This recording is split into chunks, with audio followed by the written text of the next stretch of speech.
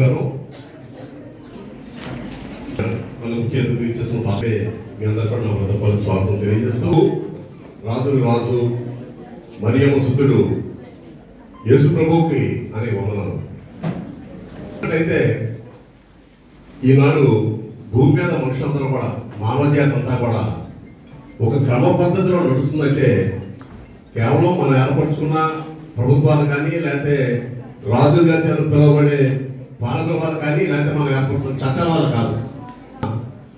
God fear and భగవంతుడి మీద ఉన్న రెస్పెక్ట్, భగవంతుని మన భగవంతు భక్తి కానీ, భయం కానీ, ఈ లోకం నుండి మనం వెళ్ళిపోయిన తర్వాత పరలోకంలో కూడా భగవంతుడు మనం చేసే ప్రతి పనిని కూడా వారు చూస్తారు. కాబట్టి చేసే పని కానీ, వారు చెప్పిన విధానానికి వ్యతిరేకంగా కానీ ప్రవర్తించకుండా ఉంటాయి. మనం నిర్దేశించుకుని మానవ జాతి ఒక సక్రమ పద్ధతిలో నడవడానికి మతం కూడా ప్రధాన పాత్ర పోషిస్తుందని చెప్పి నేను భావిస్తాను. Unity in diversity. Unity in diversity అంటే కల్చర్లో కానీ, మరి ఎకో సిస్టంలో మన చోట ఉంటాం. ఇక్కడ అన్ని మతాలు కూడా ప్రపంచంలో ఎన్ని ముఖ్య అంశాలు కూడా దానికి దోహదం చేస్తే మనం గుర్తుంచుకోవాల్సిన అవసరం. ఏ మతం కూడా ఇంకో మతాన్ని ద్వేషించమని, ఇంకో మతాన్ని అసహించుకోమని, ఇంకో దేవుడిని తప్పుగా చూడమని చెప్పదు. ఇక్కడ ఎక్కువ మంది క్రిస్టియానిటీని బిలీవ్ చేసే వాళ్ళు ఉన్నారు, అలాగే హిందువులు కానీ ముస్లిమ్స్ కూడా అందరూ ఉన్నారు. కాబట్టి దేవుడు చెప్పిన వాక్యం మనం చూసినట్టయితే, నాకు బైబిల్ ప్రవేశం లేకపోయినా సామాన్యుడు కూడా నిబంధనలు చెప్పిన మతం ఏదైనా ఉందంటే more than half the population of the ఇద్దరు కూడా ఆయన చెప్పిన మాటలు కూడా గొప్ప విషయాలు ఉన్నాయి.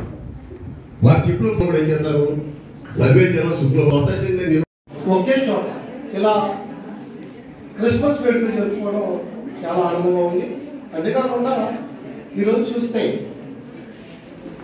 మనం మన దేశ పండుగగా భావిస్తున్నటువంటి ఆగస్టు 15 రిపబ్లిక్ డే లాగా మన సొసైటీ తరఫున కూడా సంక్రాంతి, క్రిస్మస్, అలాగే రంజాన్, ఇలా అన్ని మతాలకు సంబంధించి కార్యక్రమాలు కూడా మన సొసైటీ తరఫున చేయాలని సంకల్పించినటువంటి మన సొసైటీ ప్రెసిడెంట్ శ్రీ కొట్టుపూడి గోవిందరావు గారు, అలాగే సెకండ్ కరెస్పాండెంట్ రామ్మోహన్ గారు, ట్రెజరర్ శ్రీనివాస్ గారు, అలాగే మిగతా గవర్నింగ్ బోర్డు సభ్యులు అందరి సహకారంతో చేసుకున్నటువంటి ఈ కార్యక్రమంలో మనందరం పార్టిసిపేట్ చేసినందుకు చాలా హ్యాపీగా ఫీల్ అవుతూ, ముఖ్యంగా మన జాయింట్ సెక్రటరీ ఆర్ఎన్ ప్రకాష్ గారు రాష్ట్ర ఆలోచించారు.